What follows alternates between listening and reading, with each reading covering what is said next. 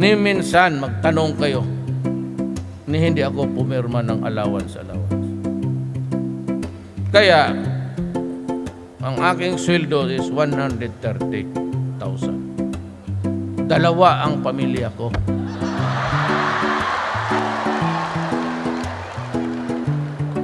Kaya ako, shoestring.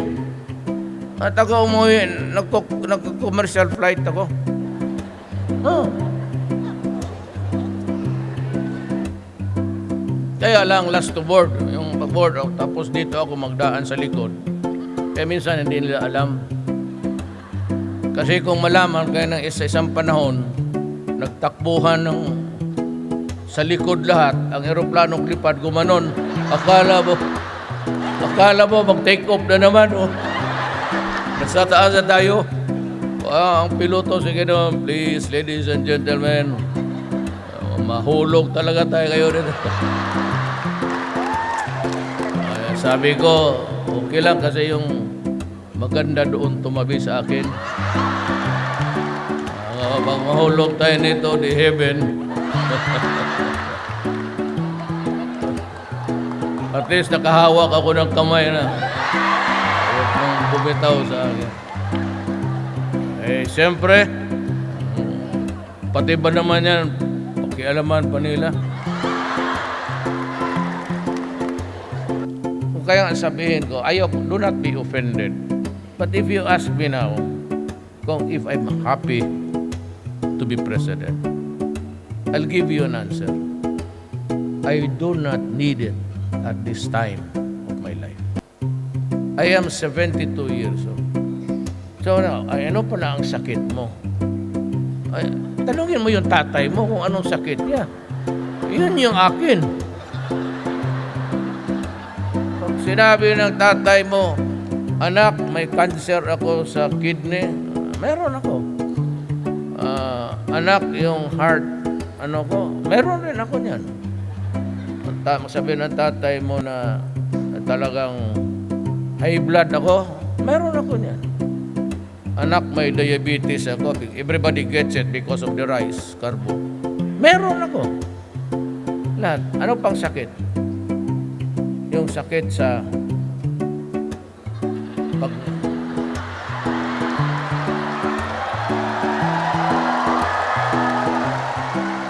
meron rin ako. Pero hindi na kagaya noong ano na lang, hindi naman once in a while, pero basta mayroon na yung blue.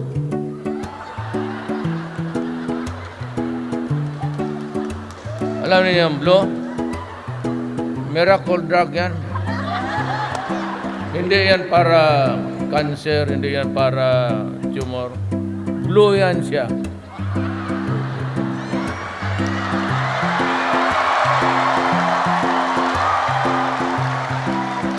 Hindi ko dala. Pero ang pangalan niyan, Viagra.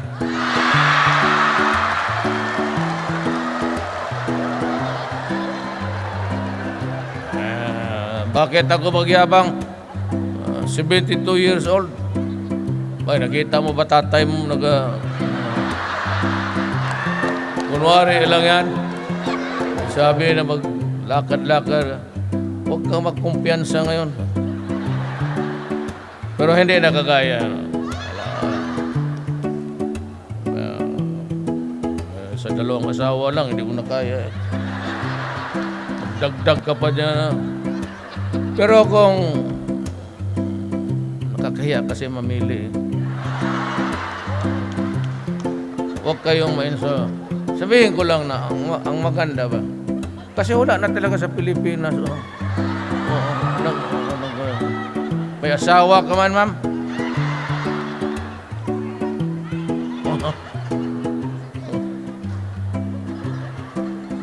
Ma'am, pakialam ko nandoon ka sa Pilipinas. Ako minsan, pagka wala nang pili yan.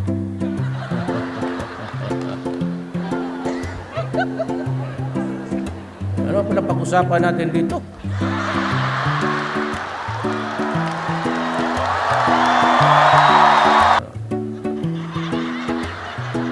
Taga saan ka, ma'am? Bukidnon? Nako. May asawa ka na? Totoo ka? Hindi, totoo ka. Kung gusto mong umuwi ngayon, malaki yung urbano. May bakante ka. Totoo ka, taga Bukidnon ka? Sa Malay-Balay? Manolo Portage. Nanalo ako sa Bukidnon, ma'am. Okay na panalo ko?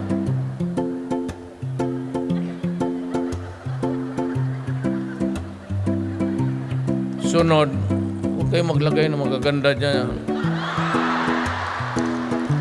Nawawala ako sa plano kong salita.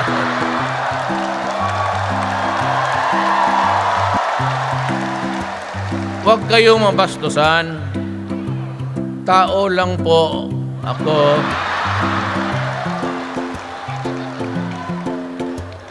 Total, ang pag-usapan natin dito, well, I could hardly find a topic vis-a-vis with government of the pati kayo.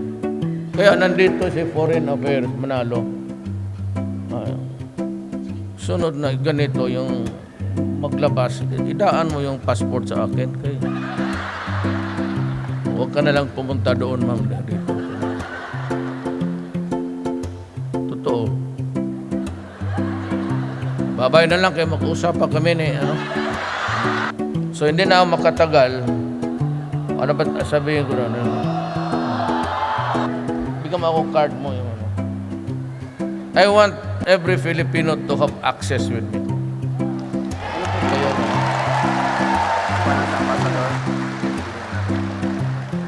Iwan ko lang kang Ambassador Ber. This is yung direct namin. Pero hindi ako, wala akong cellphone. Diyan ako na-disgrasya sa asawa ko. Hindi ba na ako marunong mag-delete? No. Yung putang ina, yung touch. Ako yung Nokia. Yung talaga. Madali lang, nandyan. Pero yung touch, dahil na pag naiwan mo telepono, patay. So nakita, ayun, butit na lang,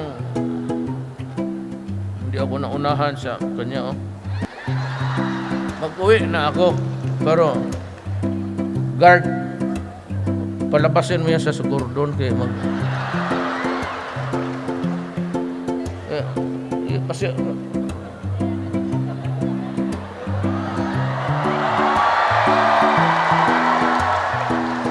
dali mo yung camera mo, ma'am. I'm going home. Bye-bye. Bahala na kayo sa buhay ninyo.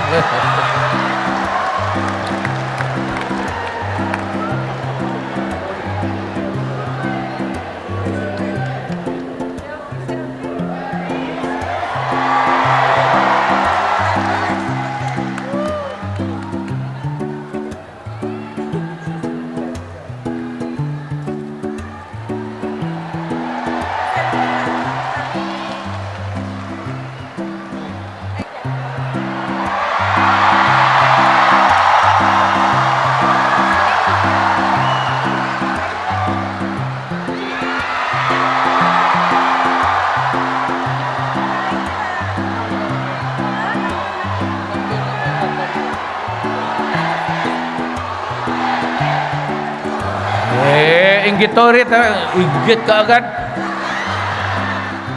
I have to go, ladies and gentlemen, the Filipino people. I love you all.